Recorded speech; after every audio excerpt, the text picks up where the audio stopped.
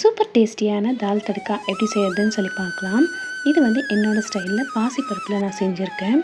ஒரு கடாயில் 1 table spoon அளவுக்கு எண்ணெய், கூடவே இஞ்சி பூண்டு சின்ன சின்னதாக கட் பண்ணி சேர்த்துக்கோங்க. இது நல்லா வதங்கி வந்ததும் ஒரு பெரிய வெங்காயம், ஒரு 4-5 பச்சை மிளகாவை சேர்த்துட்டு தேவையான அளவு உப்பு சேர்த்து எல்லாத்தையுமே நல்லா வதக்கிடுங்க. எல்லாத்தோட பச்சை வாசனையும் போன பிறகு இதில் 2 தக்காளி, பெரிய தக்காளியை நான் சேர்த்துருக்கேன். சேர்த்துட்டு எல்லாத்தையுமே நல்லா வதக்கிடுங்க. தக்காளி நல்லா வதங்கி வந்த பிறகு 1 ஸ்பூன் காஷ்மீரி மிளகாய்த்தூள், 1 ஸ்பூன் தனியாத்தூள் சேர்த்து நல்லா கலந்துடுங்க. எண்ணெய் பிரிஞ்சு வந்ததும் நம்ம வேக வச்சுருக்கிற பாசிப்பருப்பு அதோடு சேர்த்துட்டு எல்லாத்தையுமே ஒன்றா கலந்துருங்க. பாசிப்பருப்பில் மஞ்சள் தூளும் எண்ணெயும் சேர்த்து நான் போட்டு வேக வச்சுருக்கேன்.